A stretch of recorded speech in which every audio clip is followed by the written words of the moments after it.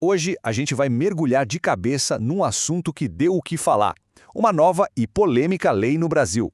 Vamos usar o próprio material-fonte para entender o que está por trás disso. Olha só que pergunta interessante. Parece até contraditório, né? Como assim? Uma lei contra a misoginia talvez não seja uma boa notícia. Pois é, para entender esse quebra-cabeça, a gente precisa olhar bem de perto o que aconteceu lá no Congresso. Então, vamos lá. A história começa quando o Senado aprovou um projeto para criminalizar a misoginia. De cara, a notícia não foi bem recebida por todo mundo. Pelo contrário, gerou bastante alarme e confusão. A primeira reação foi, assim, de puro susto. Muita gente pensou, pronto, aprovaram um projeto absurdo que vai servir para policiar o que a gente fala na internet. Mas a história é um pouquinho mais complicada do que parece à primeira vista. E aqui está o primeiro ponto-chave para entender essa história toda. Para a gente saber o que passou, primeiro a gente tem que ver o que não passou, ou seja, o projeto de lei que foi, na verdade, derrubado. O grande vilão da história, digamos assim, era uma proposta específica, o PL 2/2026. Ele ficou conhecido como o Projeto da Misoginia Digital, e era esse que estava tirando o sono de muita gente. E por que tanto medo? Bom, esse projeto era pesado. Ele basicamente obrigava as redes sociais a virarem uma espécie de polícia do conteúdo. Se alguém denunciasse um post como misógino, a plataforma teria que tirar do ar na hora. A responsabilidade caía toda no colo delas, uma coisa bem parecida com o que se discutia no controverso PL das fake news. Era basicamente um remove primeiro, pergunta depois, o que, claro, levantou um debate gigante sobre censura. Ok, então esse projeto mais assustador foi derrotado. Agora vamos ver o que foi que passou no lugar dele. O que diz a lei que foi de fato aprovada. E aqui a gente vê a diferença do dia para a noite entre os dois. De um lado, o projeto derrotado queria criar toda uma nova estrutura, praticamente um novo código de conduta para a internet. Já o projeto que passou, não. Ele foi por um caminho bem diferente.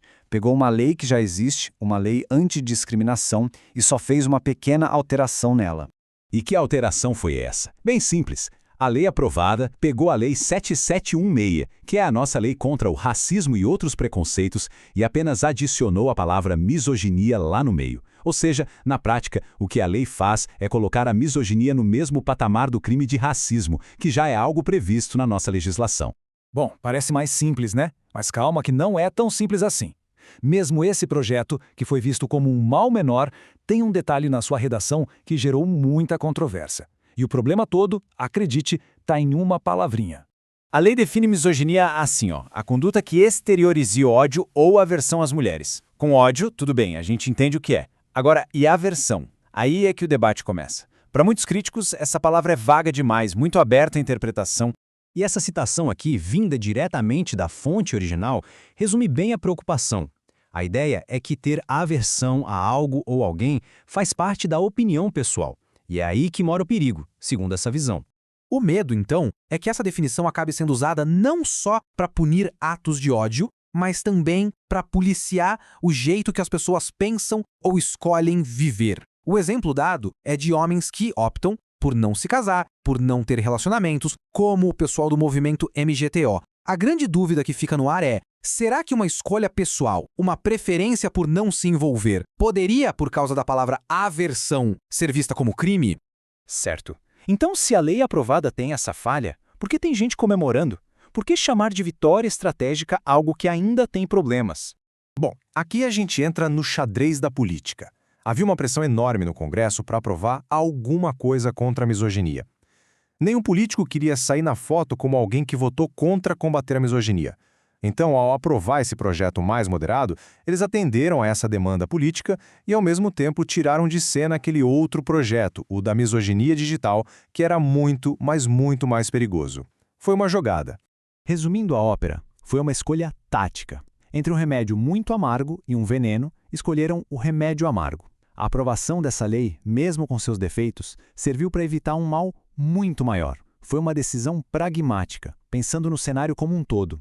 E no final das contas, a gente fica com essa pergunta no ar, que é uma pergunta fundamental, né? Onde é que a gente traça a linha? Onde termina a proteção contra o discurso de ódio e onde começa o policiamento da opinião de cada um?